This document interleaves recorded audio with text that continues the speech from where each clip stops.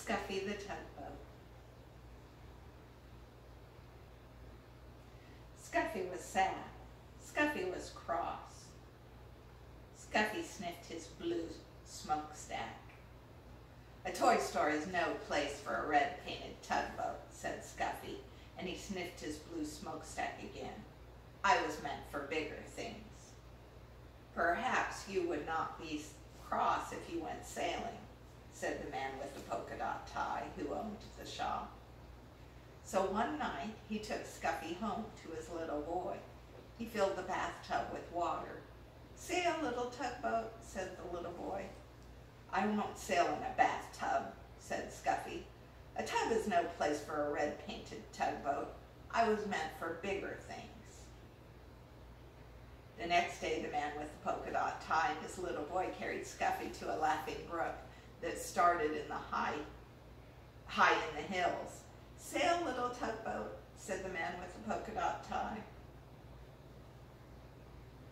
It was spring and the brook was full to the brim with its water, and the water moved in a hurry as all things move in a hurry when it is spring. Scuffy was in a hurry too. Come back, little tugboat, come back, cried the little boy as the hurrying brimful brook carried Scuffy downstream. Not I, tooted Scuffy, not I. This is the life for me. All that day, Scuffy sailed along with the brook, past the meadows filled with cowslips, past the women washing clothes on the bank, past the little woods filled with violets. Cows came to the brook to drink. They stood in the cool water, and it was fun to sail around between their legs and bump softly into their noses. It was fun to see them drink. But when a white and brown cow almost drank Scuffy instead of the brook's cool water, Scuffy was frightened. That was not fun. Night came, and with it the moon. There was nothing to see but the quiet trees. Suddenly an owl called out, "Hoo, hoo!" "Toot, toot!" cried the frightened tugboat, and he wished he could see the smiling face of the man with the polka dot tie. When morning came, Scuffy was cross instead of frightened. I was meant for bigger things, but which way am I to go? He said. But there was only one way to go, and that was with the running water, where the two brooks met and formed a small river, and with the river sailed Scuffy, the red-painted tugboat. He was proud when he sailed past villages. People building villages at the edge of my river, said Scuffy, and he straightened his blue smokestack. Once Scuffy joined a small one jammed with logs. Here were men in heavy jackets and great boots walking about on the floating logs, trying to pry them free. Toot, toot, let me through, demanded Scuffy, but the men paid no attention to him. They pushed the logs apart so they would drift with the river to the sawmill in the town. Scuffy bumped along with the jostling logs. Ouch, he cried as two logs bumped together. This is a fine river, said Scuffy, but it's very busy and very big for me. He was proud when he sailed under the bridges. My river is so wide and so deep that people must build bridges to cross it. The river moved through big towns now instead of villages, and the bridges over it were very wide enough so that many cars and trucks and streetcars could cross all at once.